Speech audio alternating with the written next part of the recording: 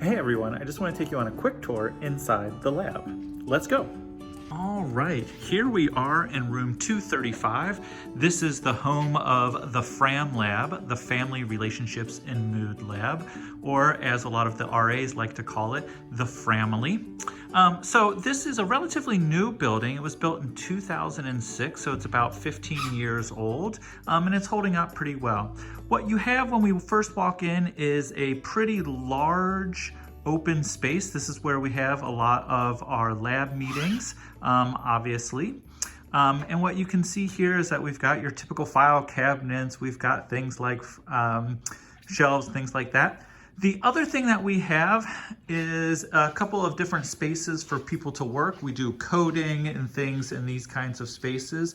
So you can see here, we've got one of these spaces out in the open, but then also a couple of specific rooms. So for example, in this room, we've got our little microwave and fridge, but also places for us to work and keep some data.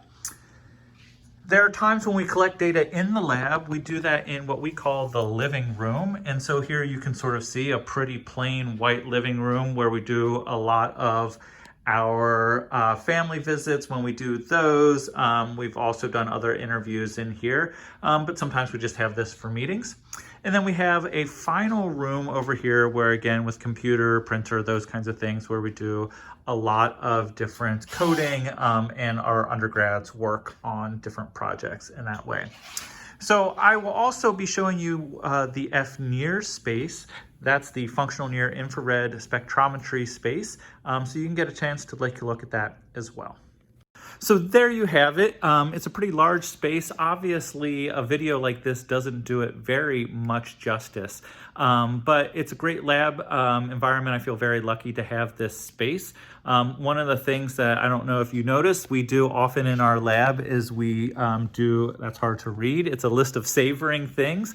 So we all list different types of activities that we're savoring, things that we're positive about, things that we're excited about. I really miss actually all of the, certainly the graduate students, but having all of the research assistants in the lab. We typically have anywhere between 10 to 14 research assistants at any given semester who help with coding, running participants, data entry, transcribing, and there's a lot of opportunities for our graduate students to help to mentor those undergrads. I would say all of the graduate students in the lab have at some point been a mentor on an honors thesis, if not 2 or 3, and of course serve as an informal mentor for all of our students who are thinking about taking that next step into graduate education as well.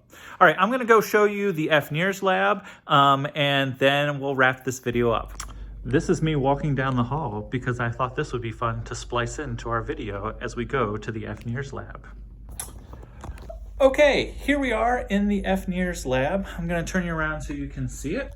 As I mentioned, the fNIRS is a portion of what we do. It stands for Functional Near Infrared Spectrometry. So basically, here's a look at the fNIRS lab.